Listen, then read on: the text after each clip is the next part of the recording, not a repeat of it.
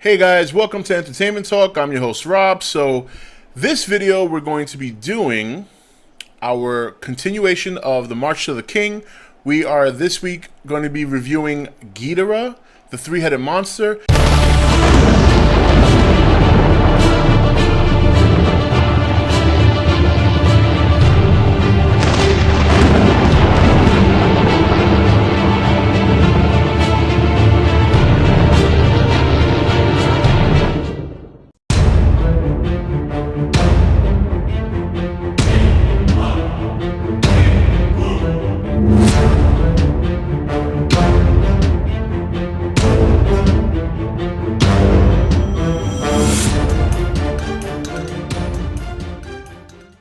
Okay guys, welcome back. Now, Ghidorah, the three-headed monster, was I think in terms of monsters is a great movie. The story is a little suspect. It's not one of the better stories in my opinion.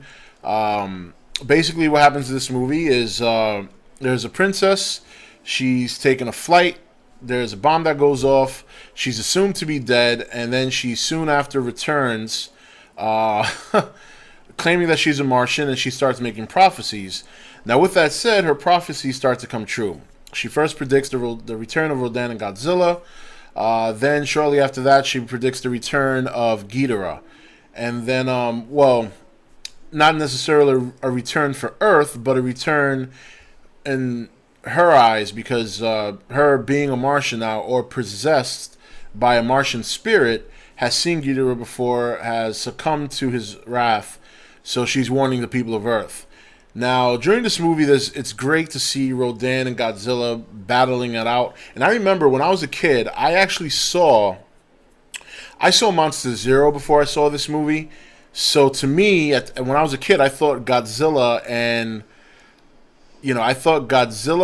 Rodan were friends. So then when I saw this movie, I thought to myself, what the hell are these guys fighting for? They just finished being buddy-buddy. But, I had it all wrong. Nonetheless, they still have some bromance issues in this movie. They're both trashing Japan while at the same time fighting each other. So the fights are a little comical. Like there's laughing and kind of gawking at each other. But it was still very fun. So, basically in this movie, during their whole ordeal, their whole fight, this Martian lady is also trying to be assassinated by her former royal guard, who were trying to assassinate her from the beginning. Every time they try, they get thwarted. The two little infant island girls are there, of course. Being that this movie is somewhat linked to Godzilla vs. Mothra. It's even mentioned towards the end how Godzilla lost to Mothra in a battle before this. So when it gets to the point where it's getting to the climax, it's a very short movie. It's only about 85 minutes. It's barely an hour and a half.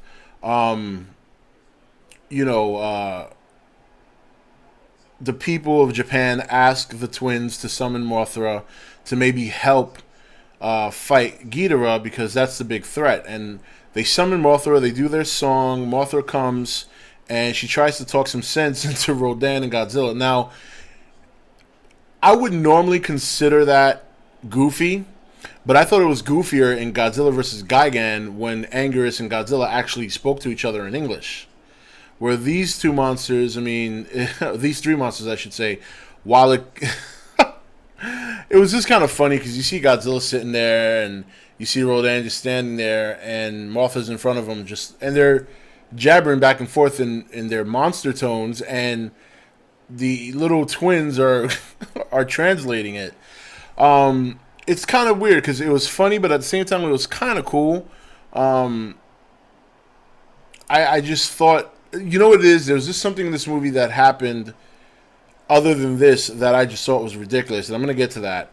So Mothra's trying to convince them. Finally, she gives up, and she tries to go and fight Ghidorah herself, which was ridiculous. And she's getting hammered. I'm talking, she is getting tossed all over the place. She's got no chance at all. Now, while that's happening, the Martian girl is trying trying to get killed. Not trying to get killed, but the Martian girl's in trouble with her former guard trying to kill her again. Now this is where it gets dumb. First of all, he shoots her. The bullet grazes her head. Her protector, the officer, I forget his name, I think it was Shindo, he is trying to come to attempt to save her. As he's heading towards her, she falls about, I would have to say, a good 25 feet to the next level down on the mountain. She gets up. She's got no bruises. She's not in any severe pain. She didn't break any bones. And all she got to show for it is the little graze from the bullet mark. Okay. All right. She's possessed by a Martian. Maybe there's some special power there we don't know about. I'll accept that. So then Shindo climbs down to attempt to rescue her. As he gets there, she wakes up. She realizes she's not the Martian anymore. Suddenly she's the princess. And she sees her killer, and she's telling him he's a traitor. Now, he's got a rifle with a scope aiming at her. And she doesn't take cover. She goes in front of him from across the little valley, because he's on one side of the mountain, she's on the other. And she stands out in the open in front of him, calling him a traitor while he is cocking his gun and shooting. So, Shindo tries to protect her, puts her behind him. He's firing his gun. The guy fires the rifle, hits Shindo on the arm, and Shindo hits him on the hand. Shindo loses his gun, and then he tells the princess, "Get behind me," and he doesn't take cover. Then, you see what I'm getting at? So suddenly, right now, when you look at the monsters talking, suddenly that seems normal. So then, the guy, the assassin, has them dead to rights. They're out in the open. They're not trying to take cover.